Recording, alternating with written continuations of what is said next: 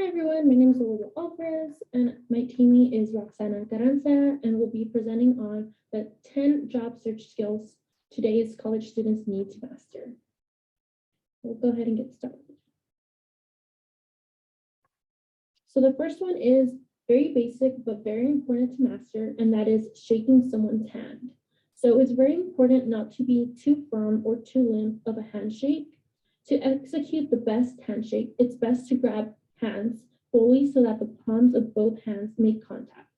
The interaction should only last a few seconds, so gently let go of their hand. It's very important to make sure to keep consistent eye contact when shaking someone's hand.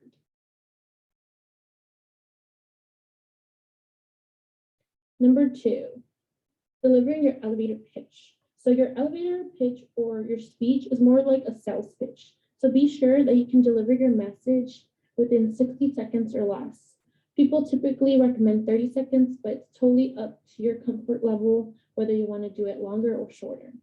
It's very important to focus on the essentials. So say who you are, what you do, and what you want to achieve.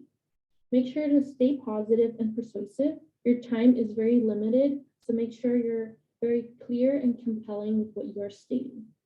You want your audience to want to know more about you after that encounter. Number 3, answering this question. What is your biggest weakness?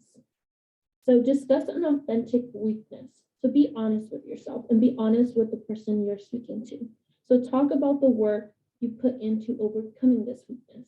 Some possible examples of weaknesses can be, I focus too much on details, or I have trouble saying no. I sometimes lack confidence, or even I have trouble asking for help.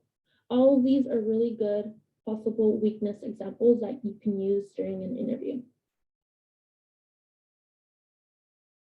Number 4, responding to behavioral interview scenarios.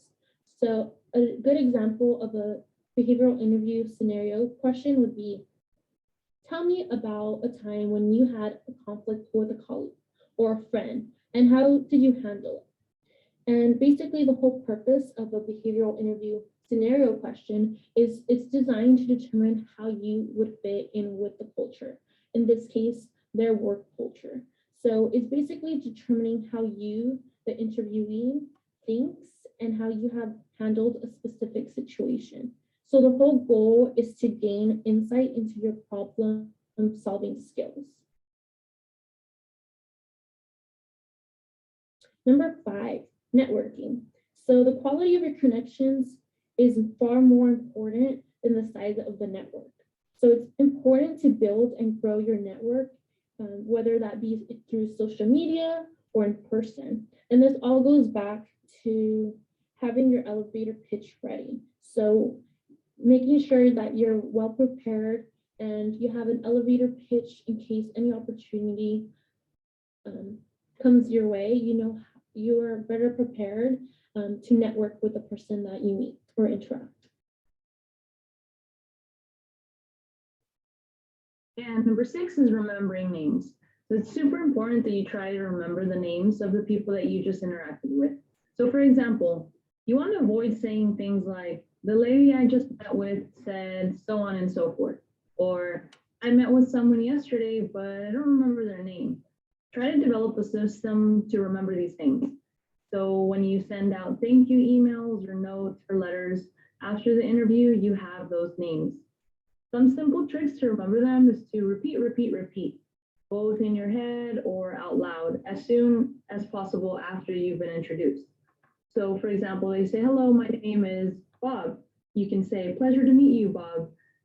Something as simple as that can help you remember. Or, Bob, good to see you. Another thing is to write it down.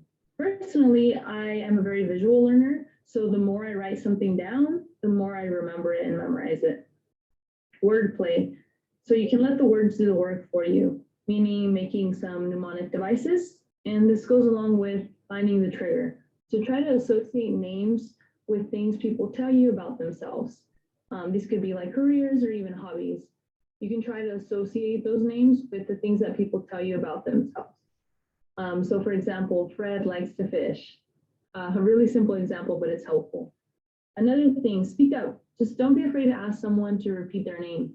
You can start out with a compliment, saying things like, I've had so much fun talking to you, and I've completely forgotten your name. So if you realize you've also blanked on their name for a second, it's really nice just to say, oh, I'm sorry, I missed your name. Could you repeat that one more time? And number 7 is sleuthing, and that basically means doing investigation.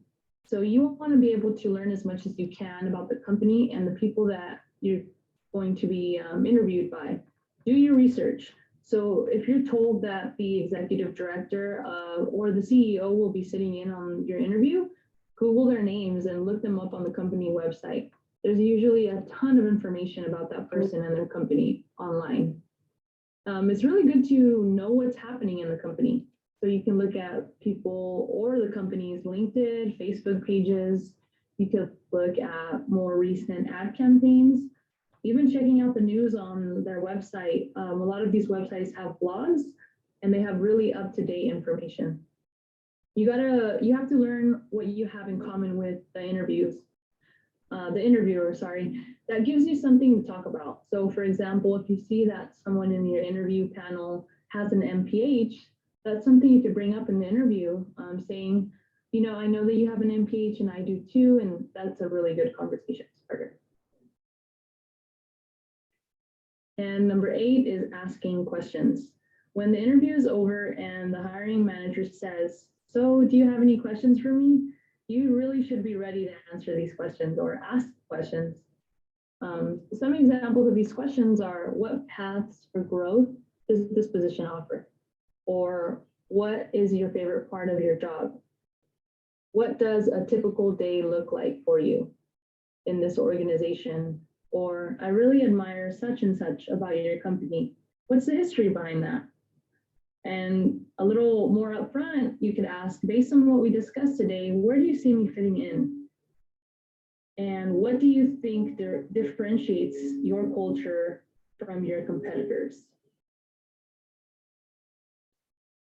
And number 9 is presenting.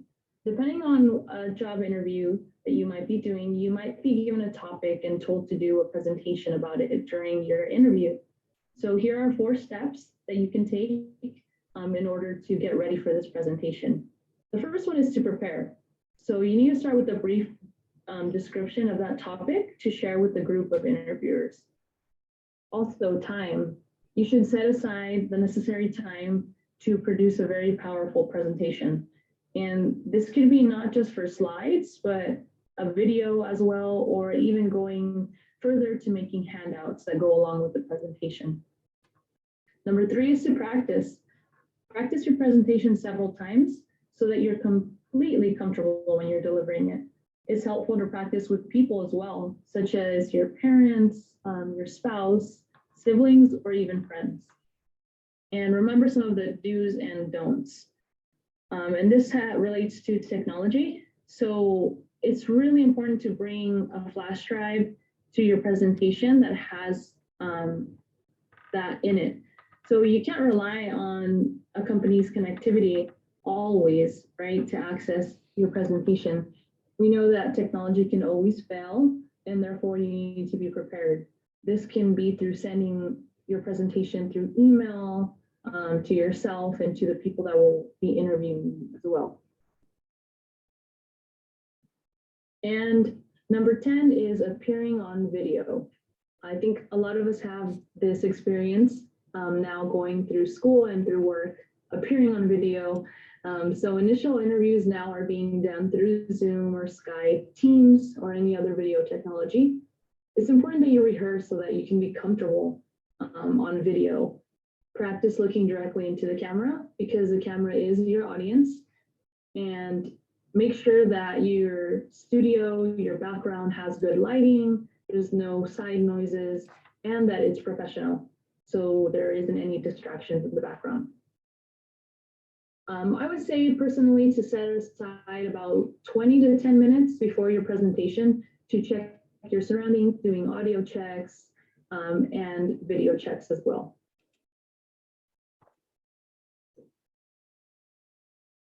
And number 11, here we have the key takeaways and the conclusion. Remember that practice makes perfect. It is possible to learn something or develop a skill if you practice enough. Effective networking requires authentic generosity. Be clear and compelling. Avoid saying things like Olivia mentioned as I'm a perfectionist, and know your weaknesses and how you can overcome them. Usually honesty goes a long way. And it's not about the size, but the depth of your network. Remember names, do your research, do not forget to ask questions, be prepared to present always, and rehearse in front of a camera or a mirror.